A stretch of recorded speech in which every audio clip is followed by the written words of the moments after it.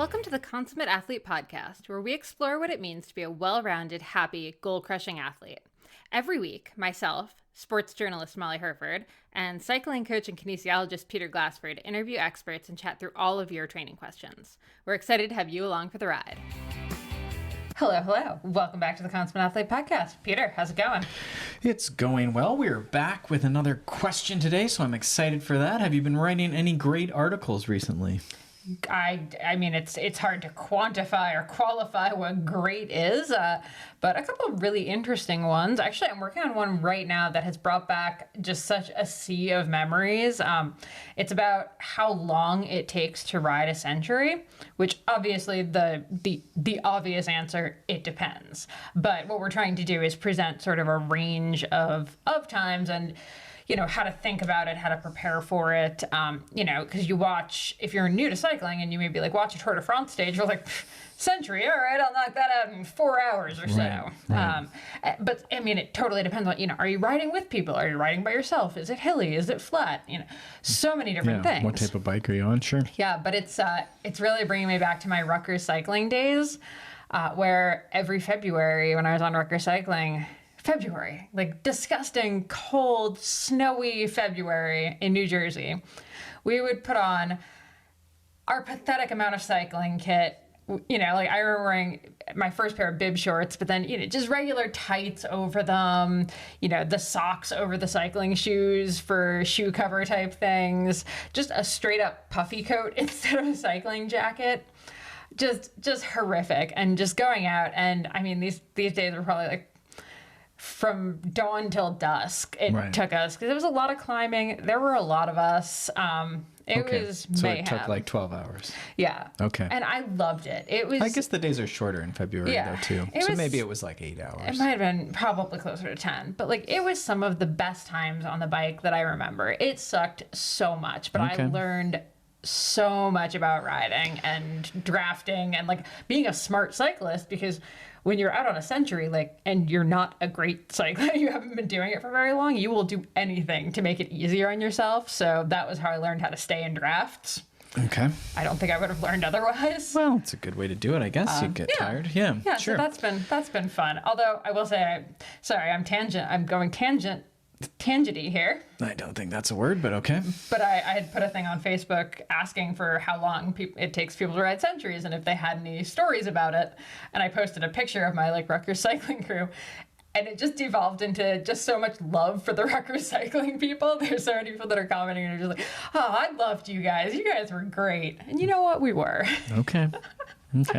Well, that really gets to the question today of, can you train outside for cycling? Which apparently you can. I guess, this all was, 15 years ago. I think amongst us, we had one trainer that, actually did get borrowed. One indoor turbo trainer. Exactly, turbo trainer. It's what we might call a smart trainer, but before that, the dumb trainer. Yeah, this was a dumb trainer. Actually, I think there was a year where we all started getting the janky Magnavox ones that are, $150 and terrible. But I think one guy had a Cyclops indoor trainer and it was a big deal. Sure. Fluid for the win. Yeah, exactly. Yeah, none of this magnet BS. So yeah, that's where I came from, was just you rode outside because that was the option. But I actually was interviewing, just to go on another, I was interviewing someone for a different article and we were discussing who needs power meters. And one of the questions that came up as I was talking to people about it is, a lot of people actually understand power a lot better now because they come into cycling and get a smart trainer. Sure. So power, actually, funny enough, I was sort of crunching the numbers and I was like, oh my gosh, it's cheaper to get a smart trainer than it is to get a power meter, which is wild. Makes no sense. Not really sure how that works. Yeah. I've not really thought about it. I guess it probably can be made bigger, or it doesn't have to be waterproof and lighter and that sort of thing. Yeah. So it got into this conversation of which would you buy first, a smart trainer or a power meter, especially if you didn't previously have an indoor trainer. So got a lot of very varied responses, but one of the common things that a couple of coaches said to me was they're now seeing a lot more athletes coming to them from the smart trainer. Like, they're not outdoor cyclists. They're cyclists who got into it, whether it was during the pandemic or just they started on Zwift or Peloton or whatever, and now they want to ride outside. And that's probably the heart of this question, really, is, how do you train outside for cycling when you've, learned to train indoors? Yeah. So you've had a couple experiences now where you've actually heard from people who've gotten your training plans in the winter and are using them on the trainer, and the plans are, your training plans can be used indoors or outdoors. They have smart downloads, etc. And people are finishing the plans and the weather's getting better. And the common thing for newer cyclists is like, oh, well, I can't use a training plan anymore. I'm riding outside. And I think the first time you saw it, you were so kerfuffled. Right. Yeah, because as you say, you ride bikes outside. This is where we race. Isn't this where you would train? And, again, my perspective is that I started riding outdoors, and then, 5 or 10 years into that, I guess at some point we got indoor trainers and took it really serious and trained through the winter. But I get it, and I think some of it is, like you say, the smart trainers, the Peloton, the structured workout downloads where these things are coming down and they're telling you what to do. This is the erg mode where, you just have to pedal and then the resistance changes magically and you're not shifting or anything and you just follow the workout. Side note, erg mode, super dangerous for us low cadence folks because we're like, oh, we're down to 10 RPMs, yeah, try the me. sweet spot. Right. Then it's not accurate anymore and you're ready to go. And then you go outside and all of a sudden your brain has to do a lot of work because you have to choose a route, you have to navigate, not get hit by cars or hit a tree, and then you have to shift and you have to pedal faster or harder, and then you might decide that you have a goal, something like 3 by 10 minutes of moderate effort. And the smart trainer might have done that conveniently in a 45 to 60 minute workout where you never had to think and you could just talk to people on your phone or something the whole time. Now you have to be really engaged in the workout and be outside in an environment where you decide on where you go. So it's possible, certainly. The answer is yes. But it is going to take a bit of commitment and planning, and just like anything, it is a skill. Yeah, and it's going to look a lot messier, I think, is the big thing. And not just because you're going to get mud on your bike. Sorry, your bike's going to get dirty. But also because, you're probably used to, if you are this person who has come from training indoors, when you look at the download of your power file after the workout, it's perfect, right? If the workout went well, obviously. But it's perfect. It's got these nice little flat lines, and they're all even, and it looks great. There's no variability, right? Yeah. Then you go outside, and you're supposed to be doing 3 by 10 minute climbs, but guess what? The climb took 8.5 minutes, and now you have to go down a little bit and then go back up.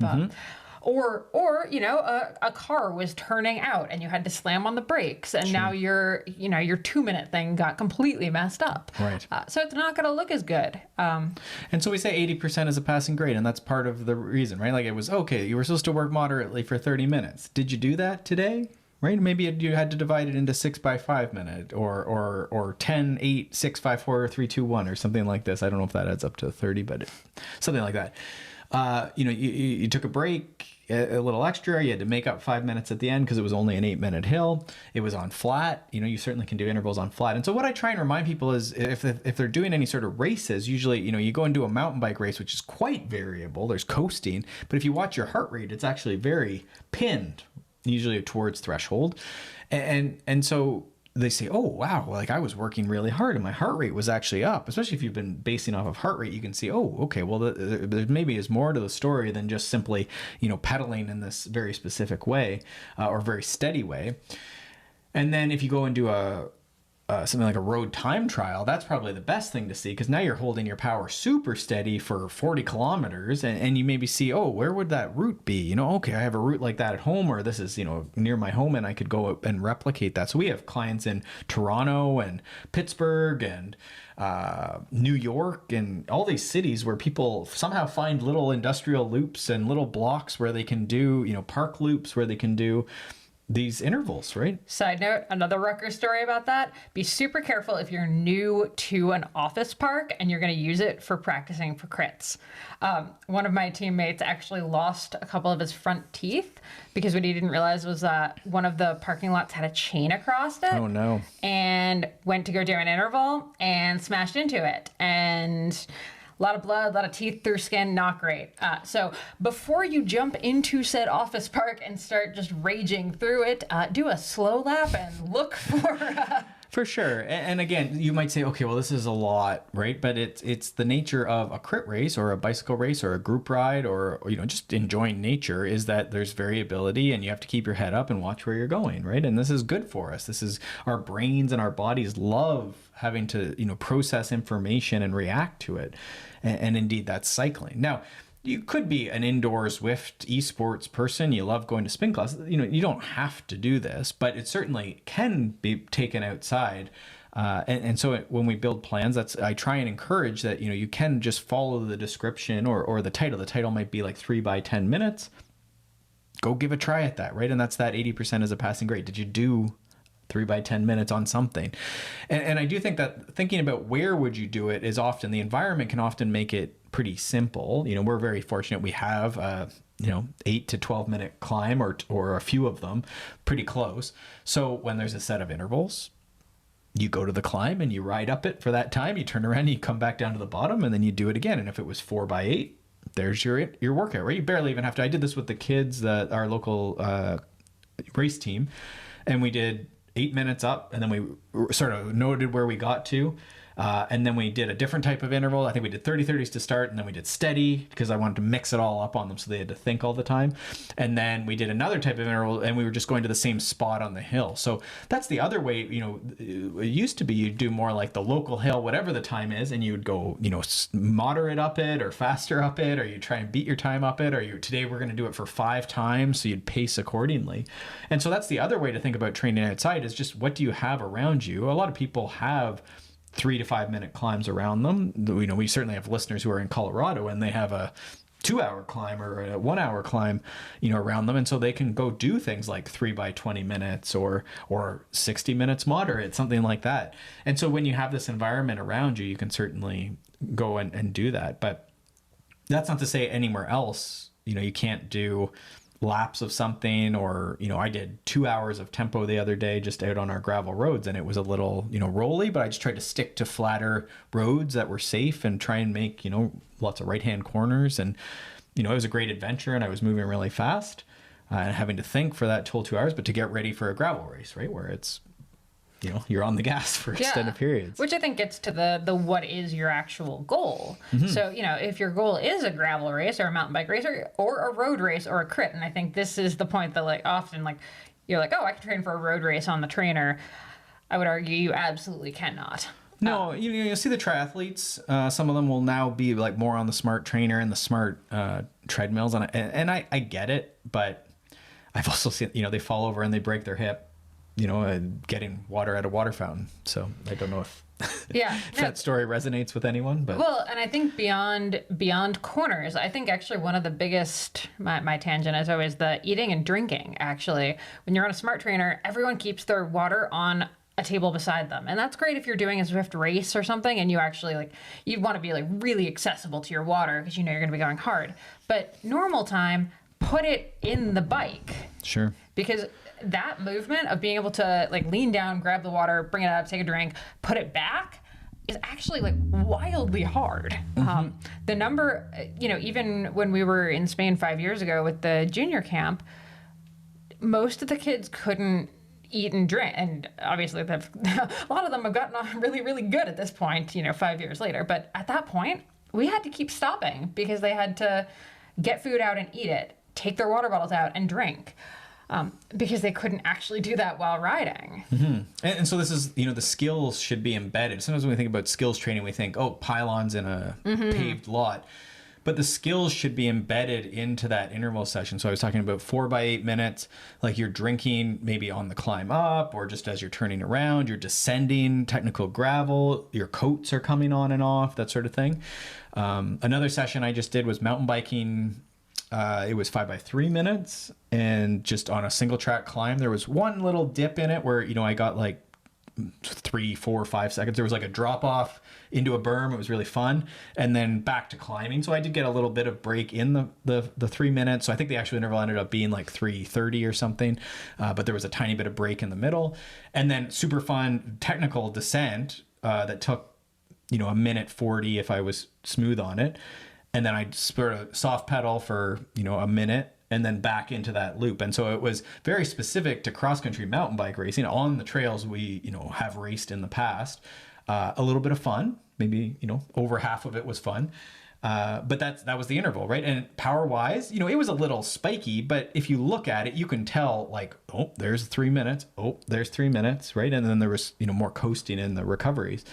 But again, it's very possible to have perfect looking intervals outdoors. It's just setting yourself up for that as well. And again, perfect depends a little bit, like, does it look like the race at some point versus does it look like a smart trainer that just is drawing lines on a screen? That's not necessarily perfect. The body doesn't work like that. The body likes some cycles where there's, a little micro breaks in how you're pedaling, little surges when you stand up. The body really likes moving like that. So especially some people find the trainer very difficult. And I think those are the people that really like variability. They don't like the super like monotonous power output where it's just steady Eddie, and some people like that. Those are probably your time trialists and your maybe all day gravel racer people that just can slow burn that super steady. But then your mountain bikers, your cross racers probably prefer stuff that's more on off or just a little more cyclical where they're like over and under the goal power or the goal output. Yeah. And I think the other thing that maybe gets missed on the trainer that you can do outside is actually sprinting. Sprinting on the trainer is actually pretty difficult because it's hard you can't move the bike. You shouldn't move the bike. If you have a carbon bike, do not stand up and try to move it while you're doing a sprint. Well, you can. I tend to discourage indoor standing a ton, partially for that reason. Then, as you say, the skill of moving the bike side to side, a lot of people don't have that balance. I do not have that. And so then you miss out on the coordination of standing climbing, standing to like give your butt a break, give your back a break, just keeping the gear moving, accelerating back onto a wheel. There's a lot of ways where that movement pattern is important outdoors. And if someone hasn't developed it, then just grooving it on the trainer by doing things like 1 minute standing intervals is tough because that bike is locked vertically. And as you say, it is a lot of strain on a carbon bike. But I assume I haven't heard a ton about that in the last couple of years. So I assume maybe the manufacturers are doing that, but it is added weight to the frame. So I don't know. I don't know if I'd believe that or not. Well, and either way, you're just not going to get the same body movement. Like, even if you are standing, you're not doing the actual side to side. And I do think if you look at cyclocross racers, even the gravel racers in things like Unbound and this sort of stuff, there is, some pretty dynamic standing bits in there, right? Whether it's to try and like hover over the seat on a technical uphill or something like that to clear something, sprinting at the finish line. I mean, Unbound seems like it finishes in sprints now, right? And then certainly the starts are all, the people at the front are going to be standing to in that critical moment. And then certainly the climbs in any of the XC races are women and men now are standing a fair bit. So again, when we're doing our intervals, then you probably want to be working on that so that you have that movement pattern as an option. Yeah. Okay, I'm going to throw a huge monkey wrench in this whole thing, or maybe it's just a sharp U-turn. Also something you might need to practice, especially if you're a triathlete. They love making courses with those. No, I'm doing that tomorrow with a Super triathlete. Fun. So it's the best. Okay, so here's my curveball. Indoor World Championships are now in September. Okay. So, can someone train for indoors outdoors? I don't see why, right? Again, this gets to... see why or why not? I guess why not? I want to say why, but I don't see why you couldn't, like why you shouldn't enjoy the summer. It's probably easier to do volume outside, so I don't see why someone wouldn't go outside and develop a bunch of fitness and coordination outside. But I do think in that scenario, you would want in those last 6 weeks for sure to be getting specific with the trainer, the feeling of it, the pedal stroke, because it is specific. As someone who tries to not ride a lot of trainer anymore, it is a different thing for sure. I think like any goal, you'd want to get specific as it approached. getting into some of the Zwift group rides and races or esports races for sure. But I don't see any reason you wouldn't develop a general base and do that outside. It's certainly going to be better and more fun to do it outside. So do not feel as though you are stuck on your trainer all summer. And I think this applies not just for Worlds in September, but I think there are a lot of people that will continue racing on the trainer, or like, you know, they'll have a group ride on Zwift Certainly. once a week or whatever. Yeah, a lot of busy, you know, people with kids, you know, you can stay in the house. I was just talking to a past athlete, good friend, on a group ride this last week, and he was saying that Zwift has been like, because he's actually in great shape. I was telling him, he's, you know, wow, you're really in great shape despite, you know, busy at work and kids. And he said, you know, the weekly Zwift thing has just been great because he can go and, you know, during nap time and try and squeeze in 45 or 60 minutes of hard work, and then he tries to get out on the weekend or whatever, right? But yeah, I think it's a tool. I think it's a great thing. I don't think we're villainizing anything, but we are saying, you know, it's okay to train outside as well, and hopefully we've covered a bunch of that. Have we gotten to everything? I think so. Other than just let's maybe just touch on the practicality of, okay, you have a workout in Training Peaks, you know, say they got your custom 3-month made for you training plan. Firstly, you are a smart person. Over at consummateathlete.com. But okay, so they have a training plan. They have a workout today. Yep. How do they, I mean, again, on Zwift, it's easy, download, sure, move it into Zwift, whatever. I don't actually know, because I haven't actually done a workout on Zwift. Apologies it's pretty for clear. that. There's a Training Peaks folder that you got to find, and you can only do today's workout in Zwift. Now, for a Garmin user or a Wahoo user, it should, once you sync those accounts, which we do put those links in the training plans as well, but those are easy to Google, you know, Training Peaks to Wahoo sync, then it should pop up on your device. Really, it works very slick on the newer devices, and then you could follow that workout. And I was pretty against it for my own training, and then this winter I did actually try and do it once a week for my main intervals, and I would say I got more of my intervals done with the download, which is a bit of a change of tone on my behalf, but it was good. And I did find, like, you know, my criticism was always like, well, what if it takes 30 minutes to get to the hill? And so it's not that hard to pause the workout, but like keep your workout time rolling, but to pause the structured intervals or go back a one, like, especially on a touch screen Garmin, at least it's pretty intuitive to just go back a interval or go forward or pause the workout, pause the like download for a second. So I found it great for intervals. Like, you know, I was doing a bunch of the 40-20s over the winter, and it was great. Yeah, it's because some of these things are hard to keep, you know, the timer going and know when you're at 10. Mm-hmm. You know, it's not impossible. It's a 10-minute interval. It's really not that hard, but some people find it very hard to do the math and to count it out and to use the lap function. So this really automates it and gives you a couple different displays where you're like really focused on your power output. And yeah, it was pretty good. So I think it's pretty straightforward from that perspective, but that's the workout download.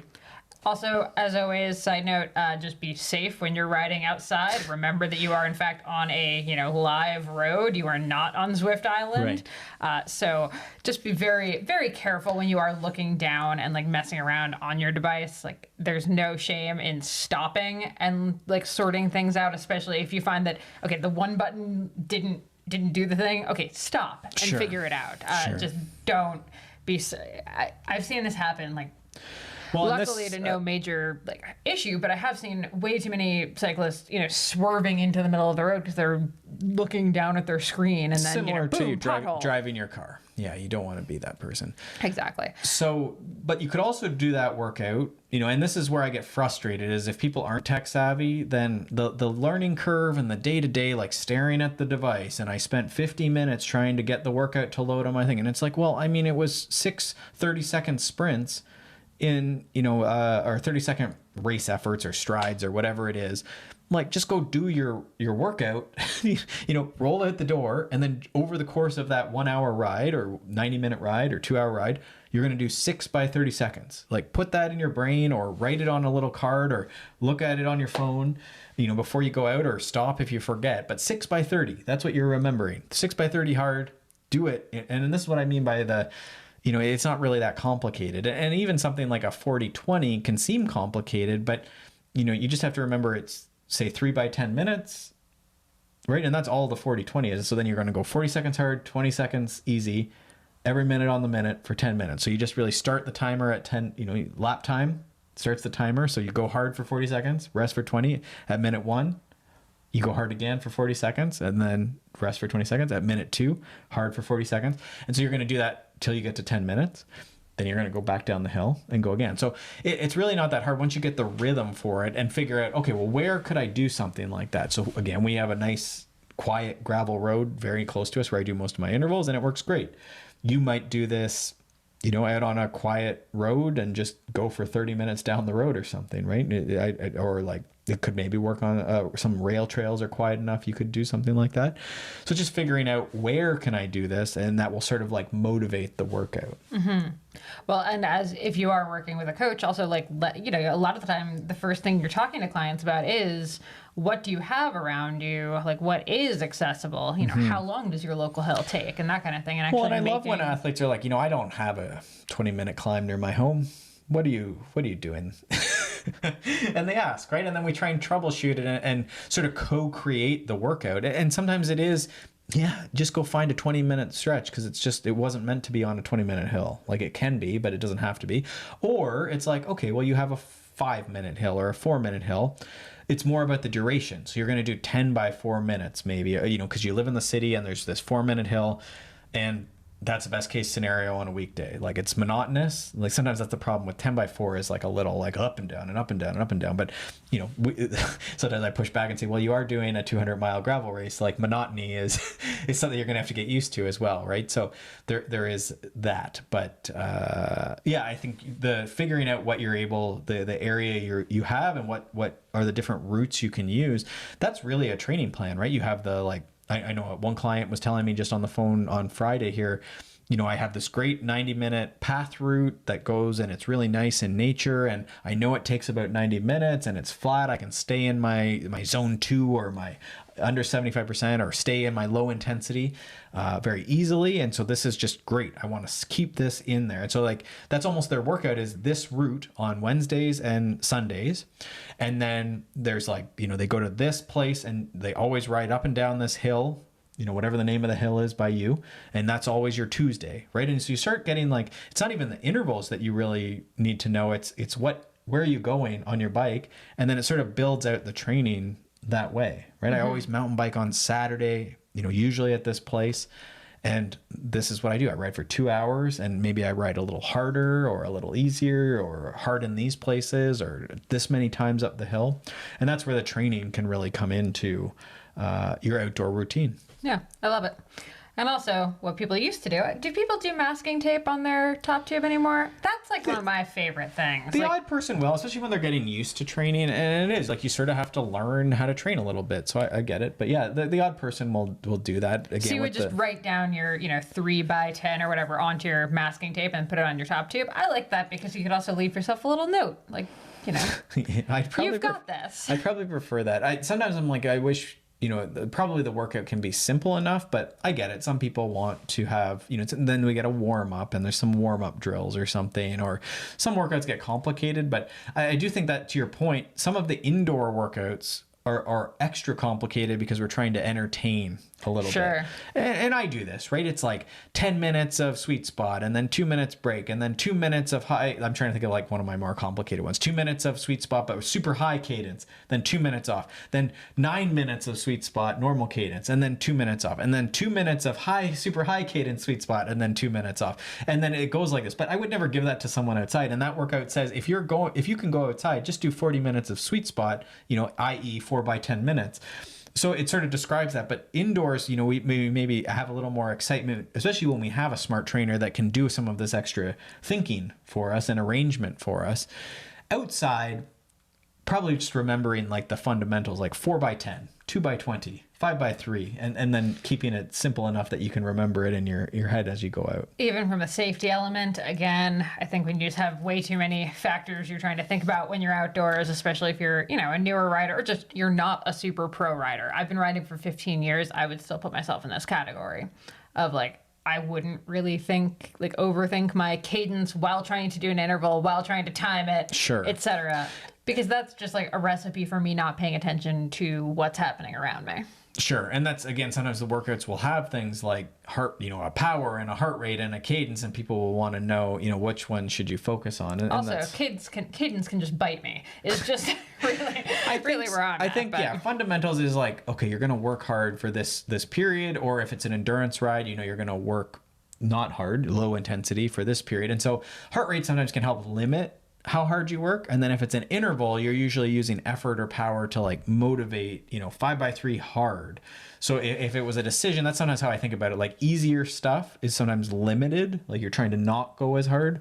That's where heart rate can be really nice. And then power and feeling can help with the harder bits. Now, all the stuff is useful, but I think when you're thinking about just getting started outside with training, and if you were making that decision, that's how I would think about it is, 5x3 is just get yourself up that hill 5 times.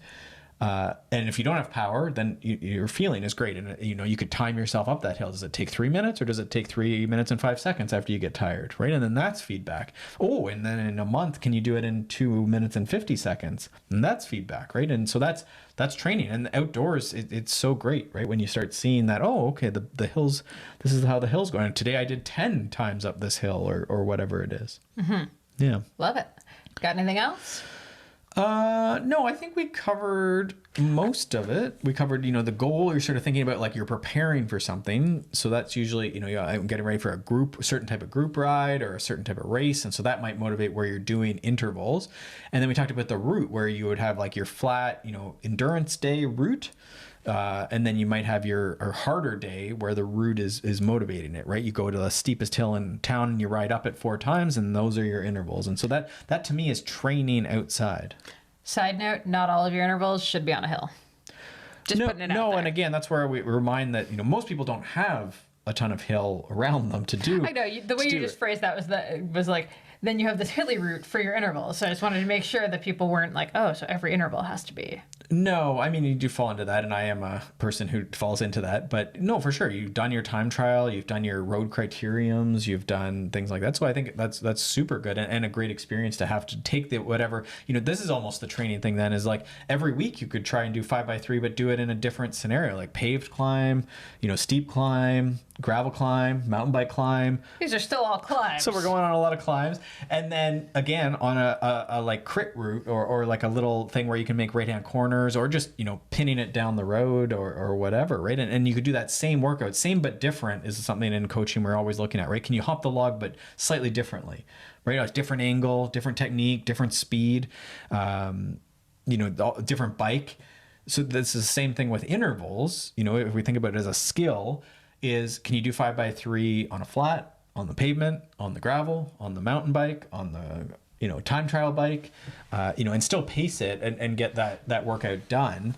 And I think that's where we start seeing the really skilled athletes are like, yep, for sure I can do that, no problem. Mm-hmm. I can thrive in this environment, whatever you throw at me. You give me a single speed, I'm still going to do 5x3. Yep. Okay. What else we got? We covered that. I think, I have sort of our tenets. So we have 80% as a passing grade. We have 90% of life is showing up. And then, which I think we talked about during spring blahs a couple of weeks ago, the 90% of life is showing up, I think does go back to that. If your goal is something outdoors, you shouldn't default to the trainer every time there's a raindrop. Sure. Which I think is the tendency of people. Certainly it's, you fall into that some weeks. And, it is easier. Your bike doesn't get gross, etc. But sometimes you do have to go train in the rain, show up because race day might be rainy. Sure. Yeah. And that gets into, we're talking about showing up in terms of knowing today that, knowing the workout. So it's not just getting out the door at 10 a.m., but it's also knowing 5x3 and I'm going to do this on this hill. And I'm going to do it on this bike and that bike's going to be ready and the tires are there. And I've looked a bit at the tire pressure, the shock pressure. I fixed that lockout that was broken, or this is the fuel I'm going to take. So when we talk about showing up, it's simple. It is simple, but it's not easy because you do have to show up repeatedly and test the stuff and practice the stuff. In a way that's specific to that goal. And that is, it's not, any one day is not a big deal, but it's when you string a year of showing up, checking your tire pressure, fueling like you mean it and fueling like you will in the race, that it's like, oh, wow, yeah, that 3-minute hill is a 2-minute hill now, right? And that's where you see the huge breakthroughs in people is when they do the work, they show up, but like when they show up, it's not just showing up, you know, oh, I sort of got there and my gears don't work and my tires are flat and I don't have any food today and it's cold and I don't have any, you know, my coat. It's the person goes and does a great job on it and practices all these, you know, embeds all these skills into it. Love it.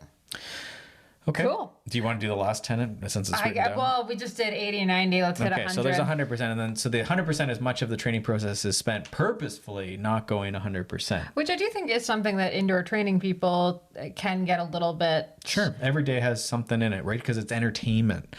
So this is where some of the, you know, different training softwares on the internet, they're entertaining you. They're trying to bring you back. The reality is that a lot of our sessions are not magical. You know, I like to say unremarkable, right? They're a 90-minute endurance session. Yes, it's only 90 minutes of zone 2 or 45 minutes of zone 2 if you're a bit more time crunched, or endurance we'll call it. But that's a lot of it, right? Is being restrained. I had a young athlete today who's racing tomorrow. And so he had, you know, his plan was to stay, you know, easy, even though we were mountain biking. So he did a great job of just spinning and no ego and, you know, letting the younger athletes go by him on the climbs. And he was just sticking to that plan. I was like, that's, again, showing up for the workout that was prescribed. And he made it work, even though it was mountain biking and the group went mountain biking that day. He showed up and used his gears, and, you know, he's a fit guy, so he can mountain bike pretty well off-road. But I was like, that's pretty good maturity for like a, you know, a younger, I'm so you know, impressed by teenage type athlete that could just be like, you know, I'm going to be the first guy through here. I don't know that I have that kind of maturity. No. And, you know, to do it on a mountain bike, it's a little awkward sometimes. So yeah, that's the, you know, that's the training plan is, you know, you go out, and when we're outdoors again, it's sometimes picking, that's sort of a bad example in some ways, but, you know, it's picking to ride your road bike on the easy days and then riding your mountain bike on the hard days, you know, riding the flat route, on your easy days. Love it. Cool. All right. Well, we will wrap up there. As always, hit us up with the questions at Consummate Athlete on Instagram, consummateathlete.com. Actually, when this goes live, we are like 1 week out from a huge site renovation Well, don't overpromise. update. I'm overpromising. Could run over time, but we'll see. Well, that's true. But I am not overpromising on the site. It's fantastic. So excited. Really jazzed on it. Yeah, we'll talk about that when it actually does go live. But yeah, as always, thanks for tuning in. Rate, review, share, etc. We deeply appreciate it. Thank you so much, and we will see you next week. Thanks so much for tuning in to the Consummate Athlete podcast. If you want to hear more training, racing, and endurance sport advice, make sure you subscribe to the podcast and leave us a rating and review. You can also subscribe to our newsletter at consummateathlete.com for a weekly dose of inspiration and advice straight to your inbox.